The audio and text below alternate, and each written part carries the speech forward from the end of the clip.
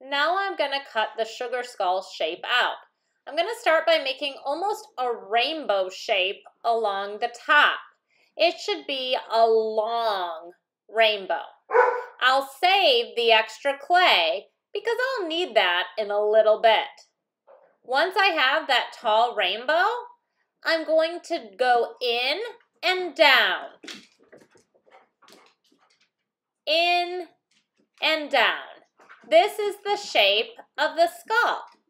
Now I'm going to even out the bottom. Right now, it looks, I don't know, not quite smooth enough. So I'm going to take a little bit of water on my finger and just smooth around the edges to get a nice shape. If there are any cracks in the clay, this is a really good time to get rid of them just by smoothing. And I'm going to continue to do that until I don't have lumps or bumps around the edges and my clay looks nice and neat and ready for decoration. When you're ready to add your eyes, you're going to show me by raising your hand. I'm going to walk around to your table and use the tool to either take the eyes out or simply impress the design of the eye. You'll tell me and we'll decide from there. Now we're going to use a tool with a point to impress or draw designs into our clay.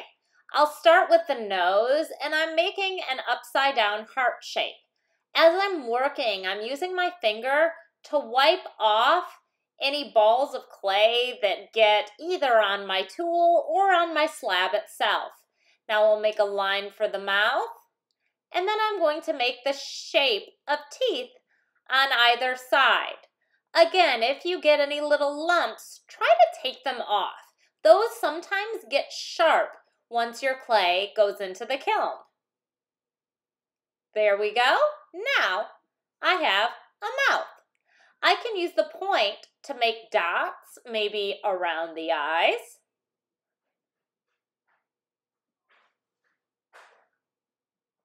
This is called subtractive. I'm taking clay away when I do this.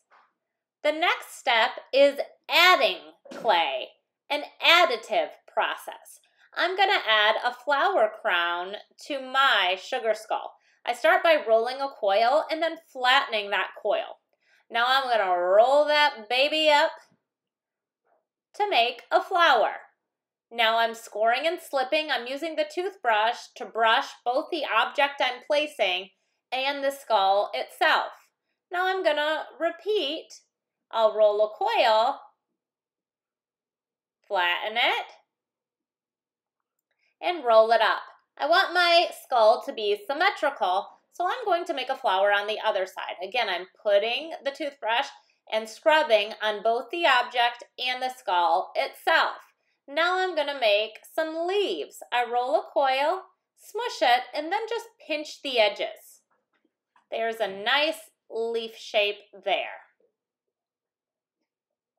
Then I'll make another leaf for the other side.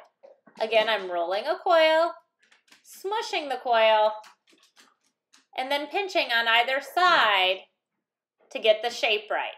Score, slip, and maybe one more flower right in the center, I think. Rolling a coil, pinching it, swirling that baby up, and scoring and slipping.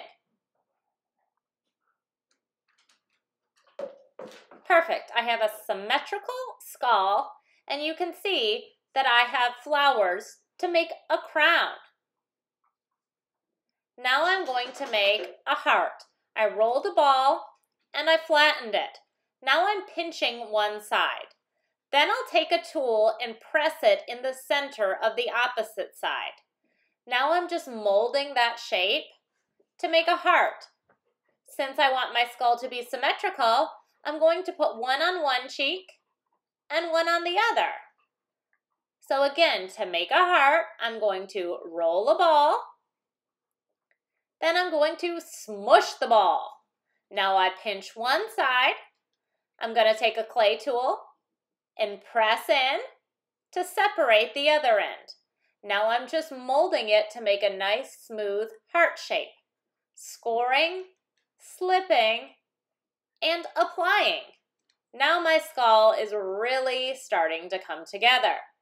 I can use tools to layer additive and subtractive processes. So on top of what I've added, I'm drawing in more designs. Maybe I'll trace the shape I made or make little swirlies around on my sculpture. The more detail you can get, the better.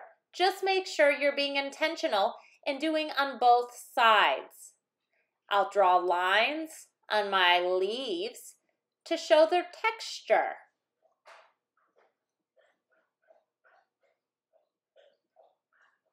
Now maybe I'll go back and trace areas that have gotten, a little sloppy, and add a few more dots. And voila, I have a beautiful sugar skull that's ready to get some glaze.